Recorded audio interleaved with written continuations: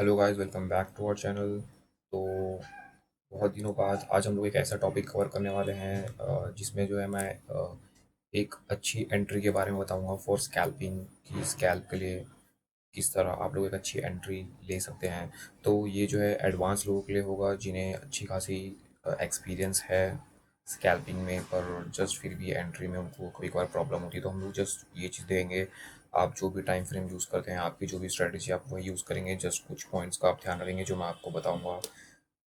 तो यहाँ पर जो है एक पॉइंट है मिसेस, मतलब जस्ट मैं यहाँ पे आपको एक्सप्लेन कर देता हूँ कि जो सारे पुल बैक जो होते हैं यहाँ पर जो बताया है, not every pull back will offer a good entry. सारे पुल बैक जो है अच्छी एंट्री नहीं देते हैं।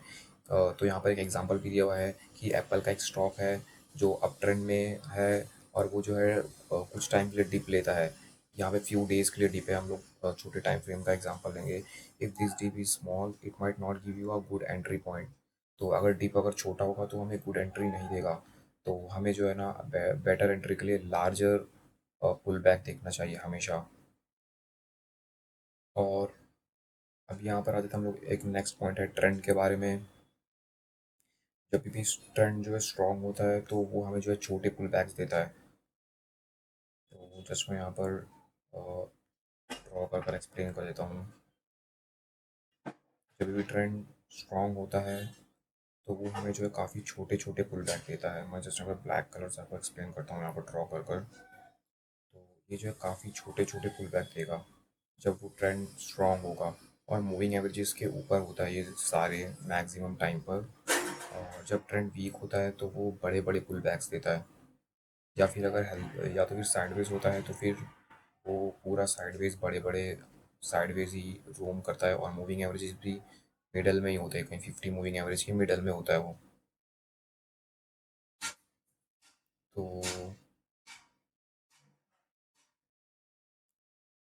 तो हम लोग यहाँ पर थे। अ, तो हमें जो है हमेशा लार्जर पुल बैक देखना चाहिए ताकि हमें जो ज़्यादा डिस्काउंटेड प्राइस में मिल जाए। तो ट्रेंड के हिसाब से। और यहाँ पर डेप्थ के बारे में बताया है, डेप्थ की कितना गहराई होती है जो पुल बैक की। पुल बैक अपन रिपीट इट सेल्फ, जो पुल बैक होता है वो हमेशा रिपीट होता है। जैसे कि गूगल का स्टॉक एक बार अगर 3% डिप हुआ तो हो सकता है कि फ्यूचर में जो डिप होगी जस्ट आफ्टर फ्यू टाइम, मतलब सेम टाइम में वो उतना ही डिप लेगा सेम टाइम फ्रेम में। तो ये पॉसिबल है कि जो डेप्थ होती है वो रिपीट होती है। तो आप जो उससे भी अंदाज़ा लगा सकते हो पास्ट पुल बैक से ही वो कितने पुल बैक लेता है, उसी के हिसाब से आप नेक्स्ट पुल बैक की तैयारी कर सकते हो। और सिग्नल्स, तो आप एंट्री किस तरह ले सकते हो, आप ट्रेंड लाइन के ब्रेक पर एंट्री ले सकते हो। तो जस्ट मैं आपको ड्रॉ करके बता देता हूँ।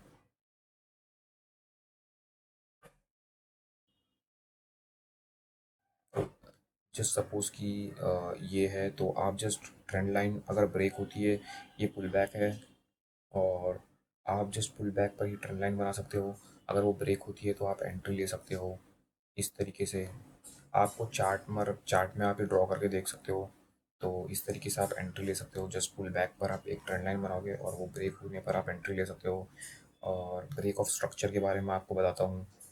तो ये एक स्ट्रक्चर है, और ये स्ट्रक्चर जो है इस जगह पर कहीं कहीं पर ब्रेक हो रहा है, तो आप इस तरह ब्रेक ऑफ स्ट्रक्चर का भी यूज़ कर सकते हो एंट्री के लिए, एंट्री पॉइंट के लिए।